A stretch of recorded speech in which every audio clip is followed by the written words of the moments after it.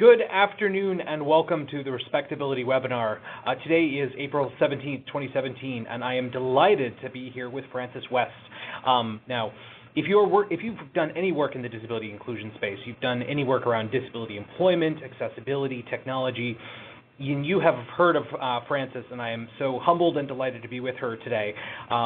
As you may have seen from our website, I included a very short bio, and it was a really tough trying to include what to mention about her career, her leadership, her vision of what authentic inclusion looks like. And so just as a kind of quick snapshot of who she is, in case there's anybody in this digital room who doesn't necessarily know who Frances is she is an internationally recognized thought leader, speaker, strategic advisor, and a woman in technology trailblazer. She's worked in innovation, technology, business transformation. She is the founder of Frances West Co., a global strategy advisory company focused on operationalizing inclusion as a business and technology imperative through her unique authentic inclusion blueprint. Get the book. We will be talking about this book. Buy the book. I'll include an Amazon link very shortly. She has done so much for the world of accessibility because among the many career highlights of her career, she was IBM's first chief accessibility officer. So she has done a lot. She has worked on a lot of issues. She has been very involved with the efforts to try and get the United Nations Convention on the Rights of People with Disability passed through the Senate. She has been recognized globally for her work, and as we were just talking about it, she is calling Beantown home these days, though she's joining us remotely from New York City.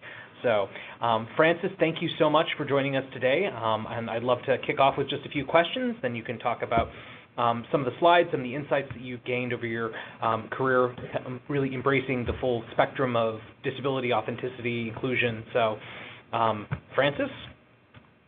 Well, thank you for that great intro. And this is a great day to be on this webinar, and especially with friends and colleagues at Respectability. You guys actually are doing amazing work, too. So I'm very honored to be on the show today. Great. So first and foremost, kind of, as I mentioned, we're talking about your book, Authentic Inclusion, and I just finished rereading it this morning again, but I'm really curious, just as a first question, what led you to create Authentic Inclusion? Well, I decided to write this book after my leaving IBM, which is June 2016. And if you remember, 3 years ago, there was quite a few waves of movements. I actually started out with the Black Lives Matters, and then it was the Me Too movement. And around that time, there was a significant discussion and actually concerns about, in this case, the women diversity in the Silicon Valley. So for those of you who can see me on the video, you can tell that I'm a Chinese by descent. I'm an immigrant, first generation English-speaking immigrant, and a woman in tech. So, and now I'm over age 50. So one could say that I've gone through this kind of inclusion business, so to speak, every single day. And I felt very strongly after I watch and see a lot of the discussion about this topic of inclusion, that I wanted to have a chance to really put my point of view out there, which is, at least for me, because of my background in technology, and also because the pervasiveness of technology in every person's life now, I felt that we need to have a point of view about inclusion that is what I call T plus T, talent and technology. These two parties or two elements actually are inseparable. So that's point number one. And the point number two was that I felt like everybody's talking about inclusion, but the challenge is how do you operationalize inclusion? And that was really the kind of backdrop and the driver for my book. Understood. And I was going to say is it's easy to talk inclusion. It's much harder to actually do inclusion. That is one of the lessons that I've learned, working professionally at Respectability is, it's easy to say the right things, but it's much harder to actually do the right things, especially when you're trying to take an organization and make it more inclusive and to have it fully embrace that. So my next question for you is, at a very high level, how do you take a business organization or an enterprise from just having that inclusion discussion to actually implementing authentic inclusion? I think fundamentally we have to not just shift, but potentially turn the thinking upside down, right? I mean, historically, we put inclusion in the because inclusion is about people. So it's logical, I guess, up to this point to put the inclusion topic inside the human resources discussion, right? They tend to be the lead with organization. But I think we are at the point where there is an inflection point that because, again, going back to my first point of the technology is pervasive and that it affects everything we do, every business actually think about technology as their differentiated strategy. And then, so I want to put out this a point of view that then inclusion is actually necessary or foundational for innovation. And because without innovation, you won't be able to sustain your business. So from that kind of logic, you actually back into then inclusion becomes, the foundation for disruptive innovation that drives, sustained profitability. Gotcha. And I was going to say is it's really interesting, especially when you try and deal with organizations because you have kind of an institutional inertia because things have always been done a certain way, but changing that really takes a pivot. And as you say, you need the buy-in from the top, you need the managers, you need to take it out of HR. And one of the interesting, kind of tidbits in your book that I thought really was very insightful was the fact that the Accessibility Center was part of the research division, and I totally see why that was such an important piece of what IBM was doing. So pivoting then, so in your book, you talk about how inclusion goes beyond just people with disabilities, but it touches on aging and other diverse populations. So I'm curious, can you talk about how to ensure a broad discussion of diversity and inclusion in its many beautiful different dimensions and elements? Yeah, so I think the inclusion, I think both the, especially advocacy groups like, Respectability, we all have done a tremendous job in advocating for, quote unquote, our, given constituents, right? And then that's why I think some of the results of that is, legislations, whether it's American Disability Act or, if you look at globally, the UN Convention on the Rights of People with Disability, I think we really should pat ourselves, especially pat the advocacy groups on the shoulder, on the back or shoulder, whatever parts of the, to say that we have done a great job of moving this movement forward and having legislative or the policy kind of establishment recognizing the importance. But when we start talking about business, business is very actually, any businesses, they actually want to sell their product to the most people, right? I mean, that's how they most profit. So in that case, the broader we can think about the inclusion, and instead of segmenting it, as more of a smaller segment, we actually can collectively get attention of the business. And then to me, again, going back, my area of expertise is in technology, especially in accessibility. And the way I look at it is that, technology is there to support each, or actually to celebrate each person's difference. So from that standpoint, the business is about, catering to individual customers' needs and wants or personalization.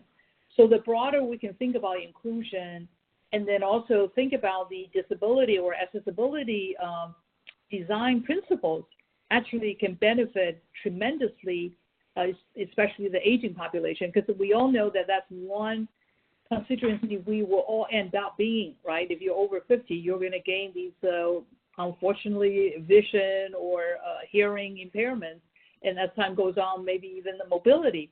So I think there is a broad scope of inclusion narratives and also value proposition that can be had, and we can lead with the people with disability as the best use cases for personalized technology experience.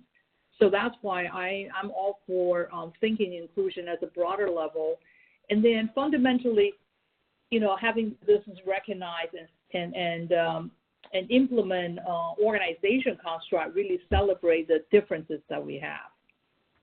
Gotcha. I was going to say is, just think about telework, and that has become a very important part of a lot of organizations and how they do their business, and that is technology, and it requires human connection, and it can be. I actually was recently at a New York City Society for Human Resource Management conference, and one of the presenters was actually a company that connects aging Americans with telework, and so that way they can, because they've been a CPA for 30 years, but they're retiring, they're living in Florida, they're living their best life and enjoying retirement, but they still need that drive to have an impact on the world, and so there's technology to bridge them and connect them, and they use a platform which has also has a whole piece of accessibility features to ensure people with different disabilities can also access it. So those kind of interconnections are so important. And so one more question before we kind of talk in detail about the slides and open it up to our audience. So after everyone goes out from the webinar and buys your book, what are some of the key steps that people can take to start putting the recommendations that you have for us into actual action? I would just say that there are actually two things one can do, right? One is that I always believe that anything, especially in this case, we're talking about shifting a cultural mindset. I think each one of us actually owns the responsibility, and really to begin to think about, especially if you are a person with disability or aging, to think about how you use technology to really better quality of your life, and be very vocal about it, right? And that because technology, frankly, is one area the younger generation, are digital native, and that's what they're most interested in. So if we want to influence people's view on to invent and to innovate for people with disability or aging, one of them is to meet them where they are and really have a conversation in the area that they are most interested in. So that's at the individual level. Another thing is really making sure that if you are working in any kind of organization, whether it's an enterprise or a startup, make sure that you engage the technologists in that organization and ask them, and in some cases you need to educate them. And I know that when I first got into the accessibility business, it was not by design. It was almost by accident. And I have to say, it made a profound impact when I first saw a blind person using computers surfing the web, right? So that experiential exposure is so important. So I would just say that begin to think about technology and use that almost as a bridge, to educate, and in some cases, and to elaborate on how your particular, let's say, a difference in your ability can add to the creativity and also the differentiation of a product, of a service. So those are the things that I think that each person can do and should do. Absolutely, and you talk about the great way and bring in, your heritage and your insights. And again, as I said, there's an Amazon link in the chat box. I highly encourage you to go out and buy Francis's book. It's about 100 pages. It's really a quick read, but it's going to be one of those books that you go back and reread multiple times to really start thinking, what do I do differently 2 days from now? What do I do differently 4 weeks from now? What do I do differently 6 months from now? So how this is going to move forward is Francis is going to talk through some of the slides that she very kindly put together that kind of touch on some of the details in the book, and then there's a chance for audience questions if you want afterwards, and then we will wrap it up and get to making authentic inclusion a reality. So Francis, show is yours now. Well, thank you so much.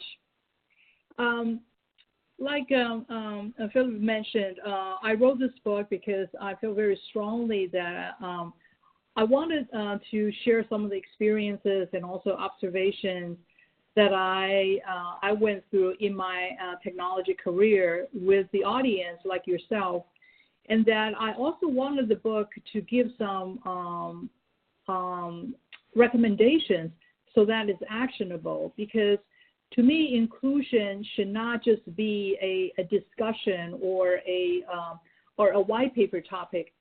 Inclusion needs to be operationalized. It needs to be, actionable, because that's when it really matters the most. So what is authentic inclusion? Like I mentioned earlier with Philip, it's really a concept that combines both talent, in this case human, and also with technology, plus the organization. To me, these are like kind of the three elements that you have a human being in an organization, especially in the workplace setting, and that in order to have parity in productivity, it doesn't matter, and what kind of ability you have, or what kind of gender, what kind of sexual orientation or religion. The workplace should be enabled through technology so that each person can have that, like I said, a parity in productivity, and to a great extent, a kind of satisfaction at work. And in order to do that, then you need a third element, which is an organization construct that can maintain this kind of parity day in and day out. So that means that one has to view this as a business imperative, and that is more than, we certainly want HR, the human resources help, because that's where they do their, the best in terms of identifying the talent. But the rest of the institution or rest of the organization also have to come together. So if you look at this chart, I kind of stated the kind of, a formal definition of authentic inclusion. And I'm going to read it out loud, so because the print font size may be a little small. So the authentic inclusion, the way I defined it, is that it's the institution insight that human diversity is at the core of disruptive innovation. It calls for holistic actions across all parts of the institution, and as an institution respect an individual's human's ability to make a difference, not in spite of, but because of their difference. By putting humans first, prosperity can have longevity because principle, purpose, and profit are harmonious aligned. And the reason that I call out these elements is that I mentioned that I'm a technologist, and what I've seen that the technology is moving so fast, and we are actually at a point where the next generation of technology, such as artificial intelligence and all that, will have profound impact in how we live, how we learn, how we play, how we work. So that every organization really needs to actually be very, very intentional about putting human first. When I say human first, that means the technology is there to augment human, not the other way around. So if you truly are authentically trying to make sure, especially as an executive or as a senior leaders of organization, that you want to be inclusive, then you have to think about the human element or human impact or human consequences. And in this case, I'm talking about the big H, the big human, right, collectively, because the human race is made of different races, different religion, different cultural backgrounds. So having that very, very intentional understanding and respect for the human is foundational to authentic inclusion. And that also, because I'm suggesting that the inclusion as a phrase going forward will have a fundamental impact on how a business is run, because it can create very disruptive innovation. Why is that? Because the people, especially with disabilities, tend to be extremely creative, because by nature they have to learn how to navigate the barriers or difficulties every single day.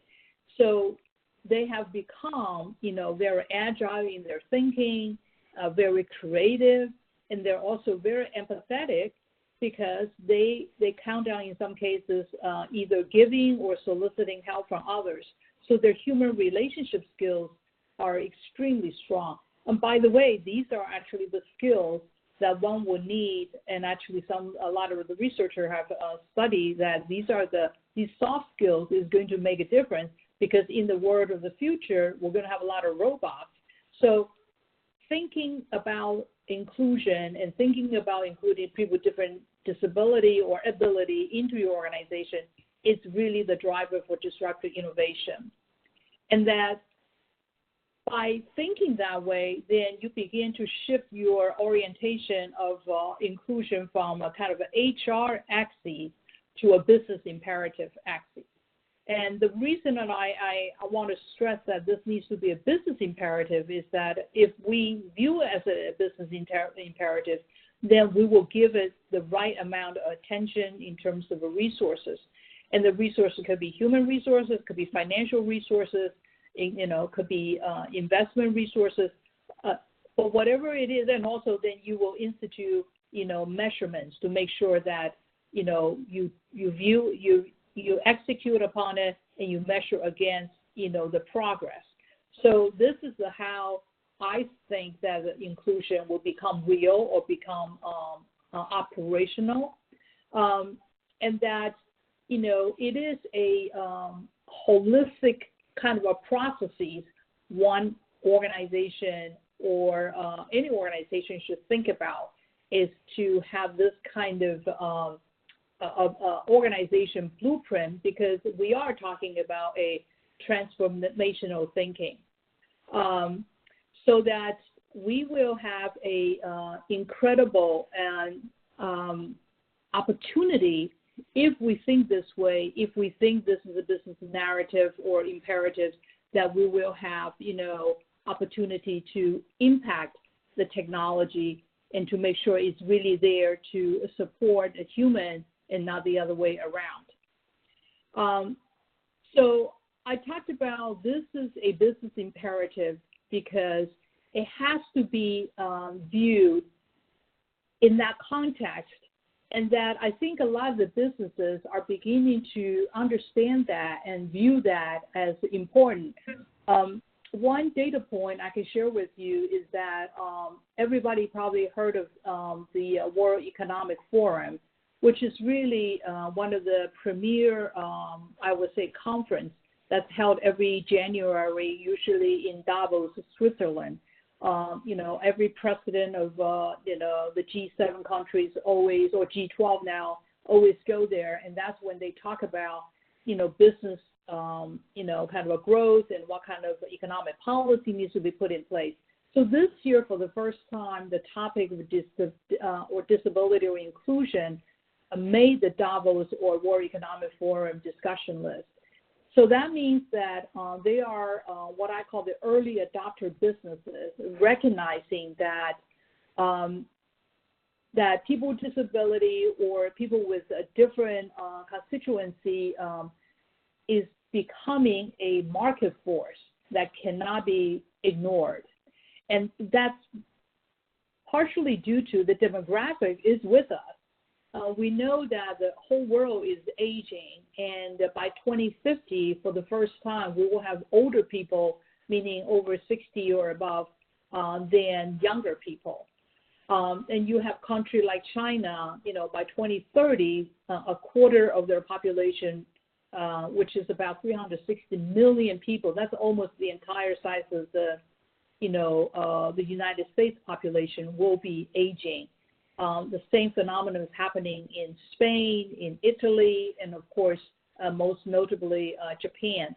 So what does that mean? That means when you get old, you will acquire disabilities, vision, hearing, and all those, and mobility, right? So that means you're going to see industry and solutions, kind of catering to this population.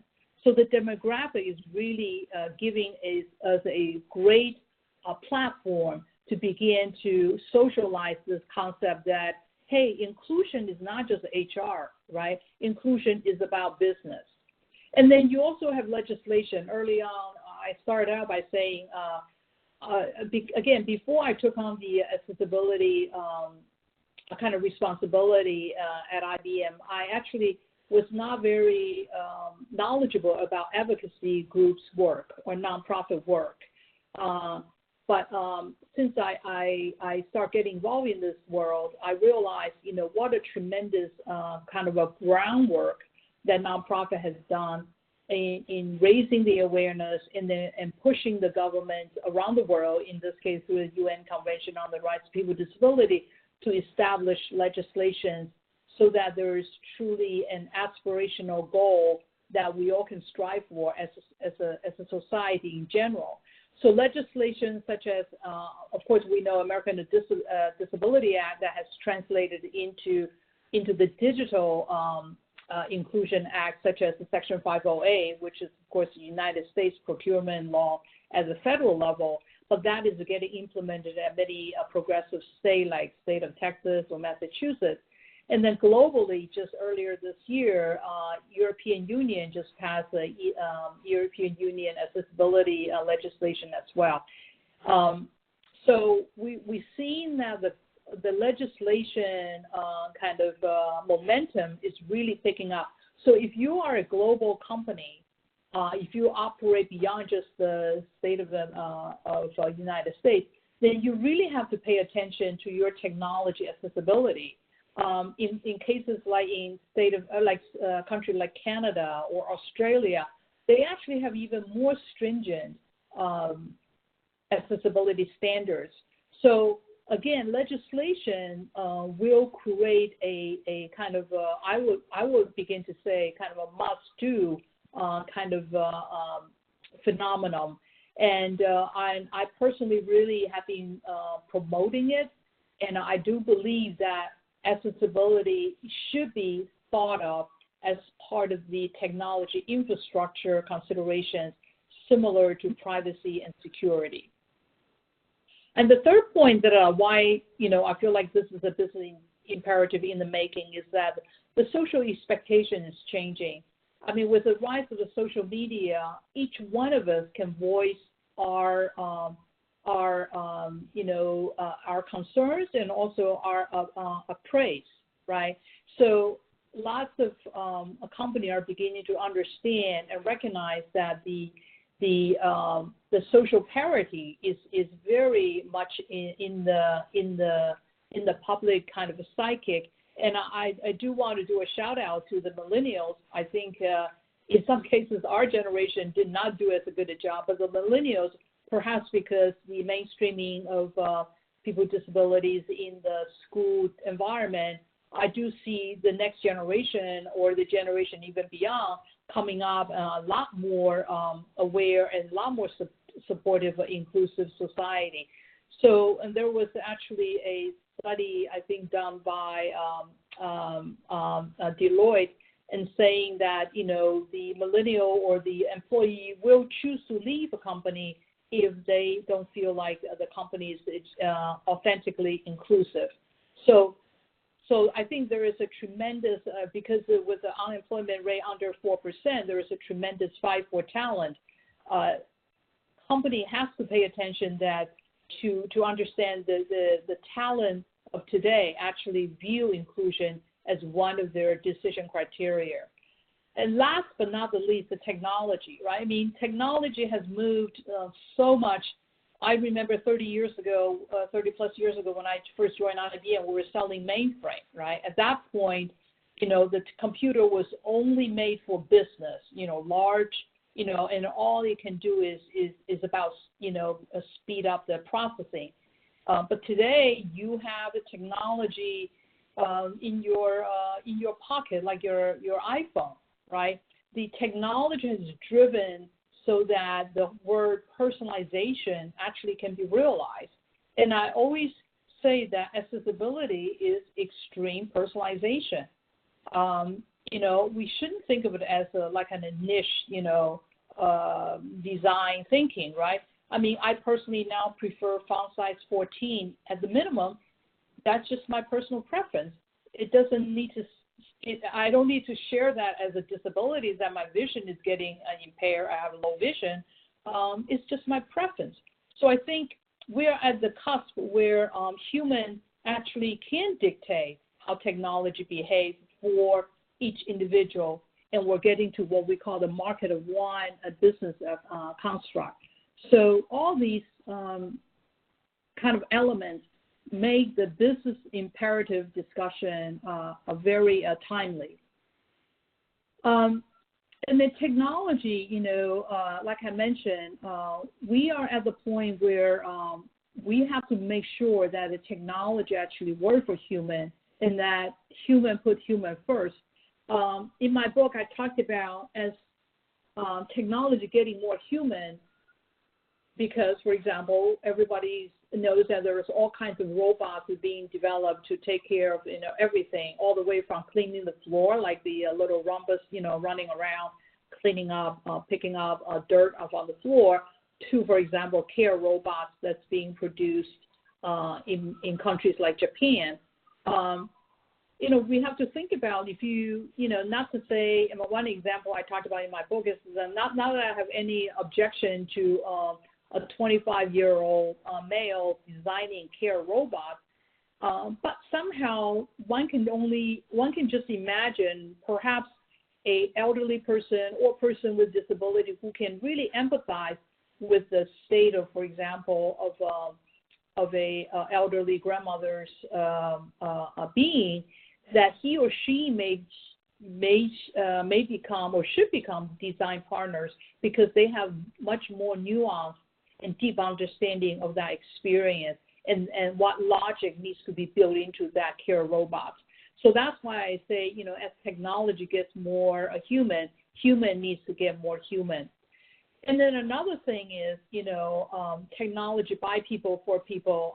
I'm a naturalized U.S. citizen, and when I start, looking at technology, accessibility as a technology for aging people with disabilities, it was profoundly inspiring. To me, it's really a great example of frankly, democracy, right? Because here we're talking about digital barrier potentially needs to be brought down, because that really is the essence of what we are here are all for, right? It's for that liberty, it's for that equality of all people. So I think technology really needs to begin to take on some ethical kind of principles. And I think time has come that to have that kind of not just discussion, but actions. And the next point is about, from the business perspective, why I think there is readiness to embrace, even though we are in the early stages of that. I mentioned the valuable 500 initiative. I didn't mention the name. This valuable 500 initiative that was actually showcased in Davos at the World Economic Forum this year. And then there is actually one of my good friend, and actually he's younger than me, but I will call him my mentor because I really wanted to learn about the Silicon Valley kind of startup business.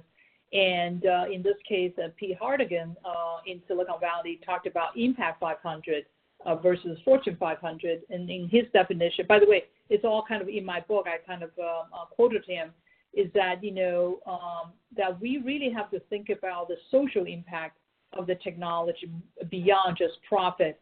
And another source I referenced in my book is Michael Porter's.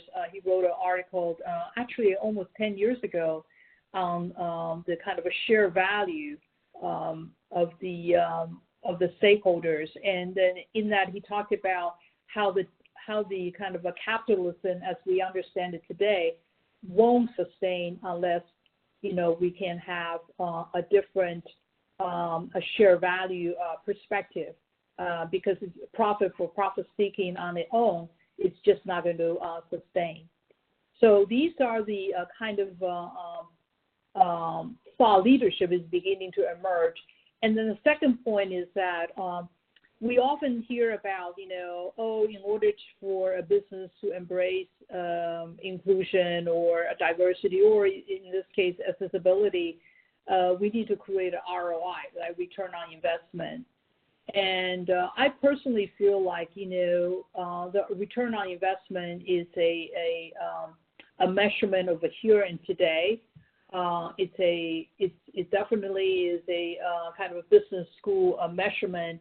But here we are talking about human, and we have to really challenge that the human impact on technology, which has never really been measured before, because we never had to, kind of pit technology against human.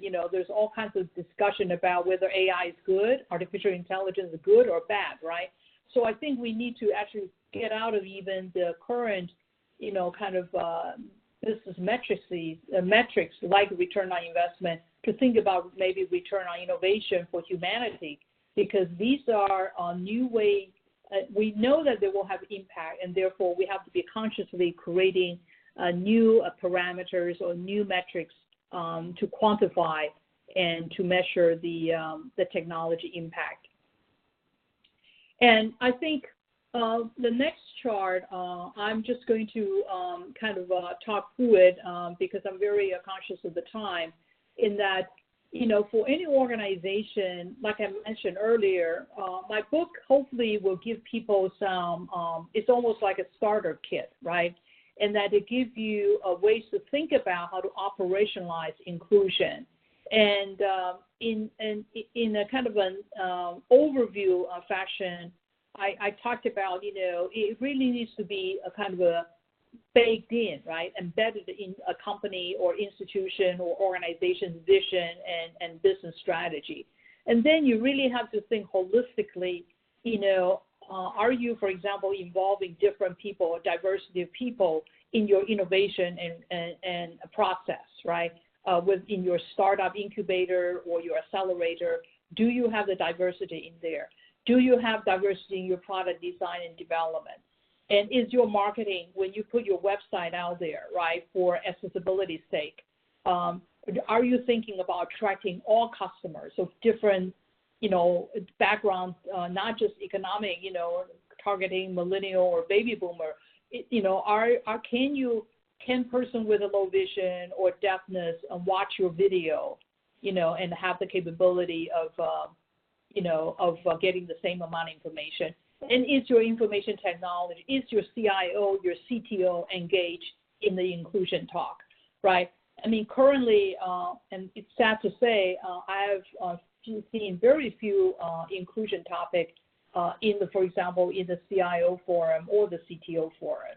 And we should challenge that, right? Why is inclusion not part of that? Because, again, my premise, my hypothesis, not premise, my understanding and based on everything that I've done that made a company like IBM, kind of a leader in the technology, frankly, is based on some of the foundational beliefs that diversity is very important, right? So last but not the least, we certainly still need our friend in HR, and I put down legal because the interpretation for a lot of the new legislation globally, we will need the help from the corporate function like HR and legal. But holistically, there are ways to institutionalize or operationalize inclusion under each of these organization elements. Again, I'm not going to take you through the detail because some of that is laid out in the book. But a couple final points I want to mention is that it is very important that we think about inclusion, not just kind of a, them kind of initiative. In other words, I'm a person, like I said, when I first came to this country, I only had a couple years of English in high school, so my English was broken, and I didn't really know a lot of the Western advocacies, let alone the business advocacies. I have to learn all that, right? So I have to take responsibility and how to, quote unquote, blend into this melting pot. So individually, we all have that responsibility. And I would say that if you are a technologist, if you are a programmer or designer, you actually can make a difference. You can choose, for example, to spend that maybe extra, minute or two, an hour to, designing a website to be, to think about the guideline, the accessibility guideline, or do the, color contrast testing so that people who are low vision, can still look at your website. So each individual have that responsibility. Each manager, when you do your hiring, right? How do you, when you're using your automated tool to screen candidates, are you applying the extra human touch or put the human first? Again, in my book, I talk about my own experience getting hired by IBM. It was a tremendously authentic inclusion story. Because why? Because the individual called Frank Friedersdorf, who was a recruiting manager, who made a difference. And then executive, obviously the senior executives, especially the C-suite and the, the boardrooms, executives. If you really care about inclusion, then let's operationalize it, right? Let's put structure around it so it's sustainable, it's scalable. And that leads to the last point about organization. I don't believe that inclusion can sustain if we don't have an organization construct. And so my whole kind of authentic inclusion book and also the blueprint is trying to help to address that. So why now? We talked about future work, future society, all depends on the technology as the underpinning.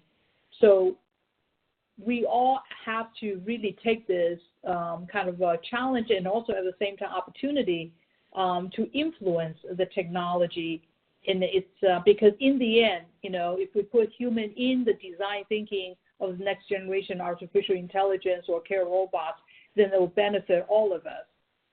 If we don't do that, frankly, we potentially will risk, all the issues that we have beginning to see coming up, like unconscious bias, right, built into the artificial intelligence. Just today, the New York University just published a research on artificial intelligence and its lack of diversity. You should look it up. It's by the AI Now Institute. It's a tremendous piece of work. And then if we don't insert ourselves, human, back into this artificial intelligence process, then we should be concerned. So my last chart, people always say, why do you, since you, many of you know, since I retired from IBM, why are you still doing this, right? I mean, why are you so passionate?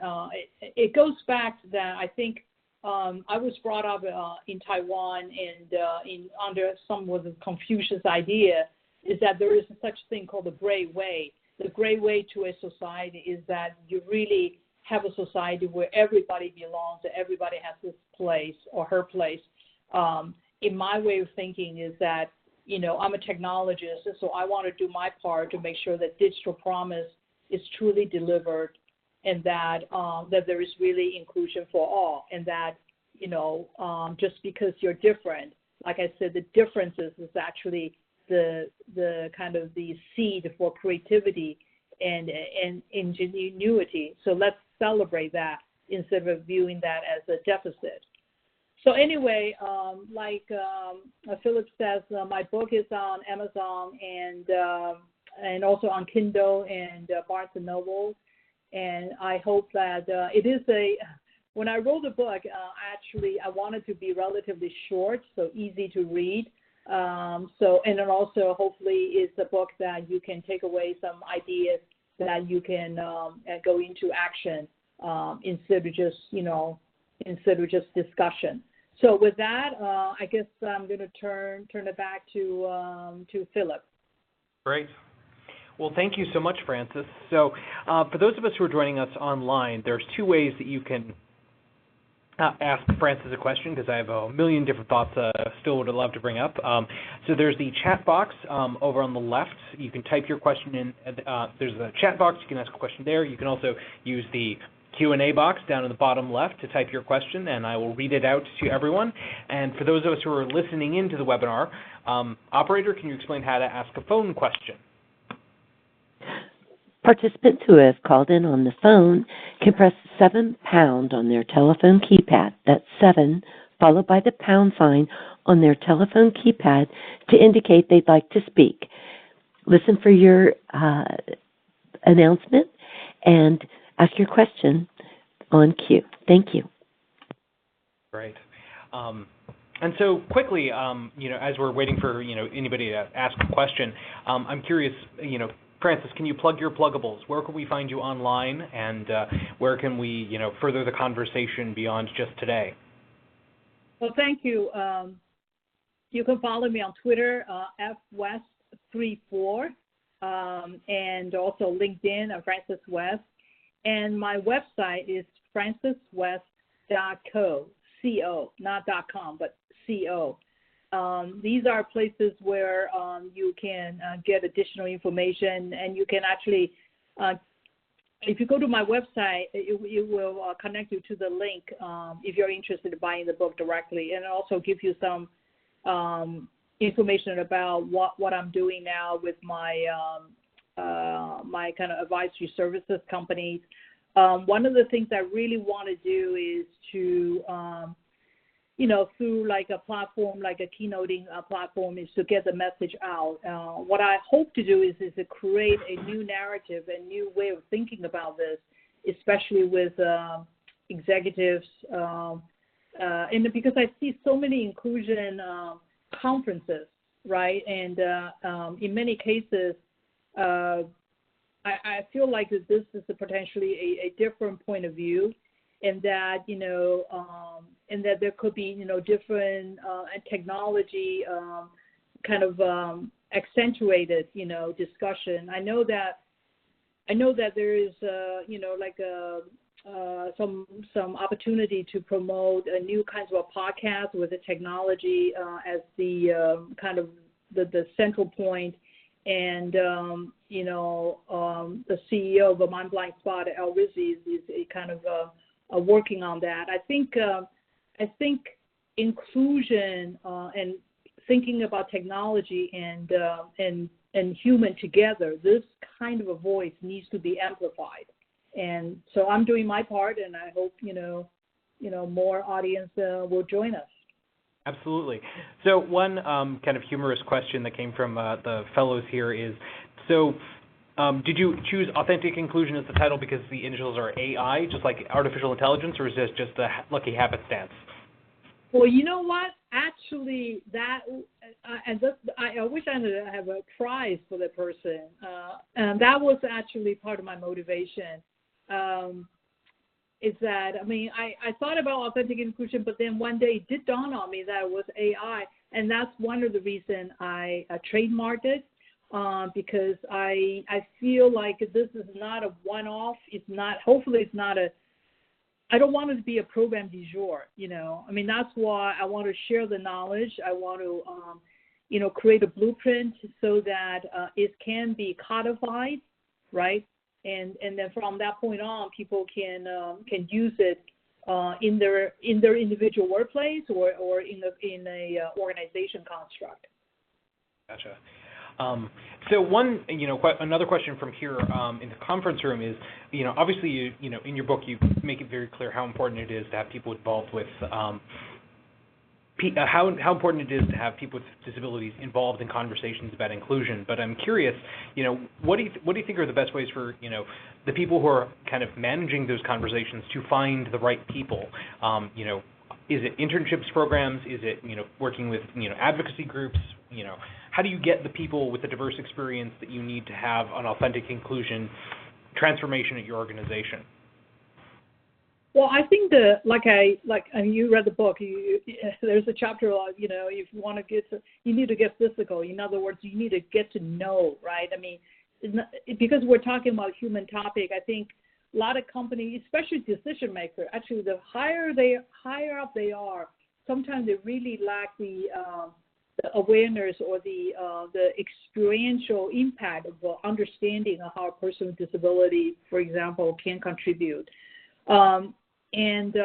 So I am actually right now, one of the things that I'm still very motivated to do and trying to figure out how can I do it effectively, efficiently, is to really, I want to work with, for example, the startup, right? The startup to me is the next generation of the Microsoft, the IBM, the Google, right? And yet, if you look at the startup process today, forget about people with disabilities, not even many women, right, can get either the funding or actually the mentoring and all that.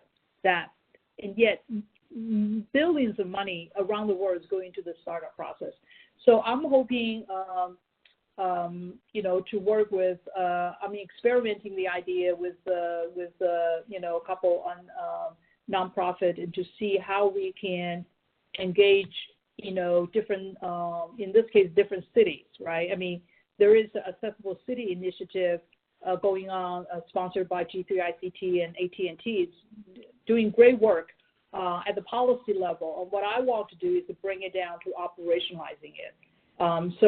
And through that process, I'm hoping to introduce, engage, advocacy groups and nonprofits in the city or in the construct, and have them be working with, with technologists. Absolutely, and I think there's definitely some resonance there. So one just statistic I know off the top of my head is that about when you look at the people with disabilities who have jobs, about 1 in 10 of them are self-employed. And so, you've got some folks out there who have disabilities, have that entrepreneurial spirit, and if we can connect them to those startups, there's a real chance for some transformative change to happen. So, operator, anybody, any chance we have a phone question? No phone questions at this time. All right, Francis, I think you stunned them into silence. But this has been a really wonderful conversation. We really appreciate your time, Francis. So we're going to wrap things up for today. Send everybody home a little early so that they can click on that Amazon link and go and buy your book and start thinking about how to transform their organization through authentic inclusion. So, Francis, any final words for us? No, I just want to thank you again. I think this is I think timing is great for businesses and nonprofit coming together. This is truly a great kind of example of a public-private partnership. I don't use those 3 Ps lightly. I think in this case, if we can use technology as a kind of almost like a medium to connect different people, the future will be extremely bright from an employment perspective, especially. So I think there's a lot of work needs to be done, and I'm here if I can be of any help. But again, thank you very much for the invitation for me to speak today. Well, it has been a pleasure and an honor to spend some time with you today. So I was Francis West, everyone. My name is Philip Conpolly. I'm the Policy Director here at Respectability, and we hope that you will take advantage of these online resources, that you will keep this conversation forward, and thank you so much for your time today, and have a good one. Thank you.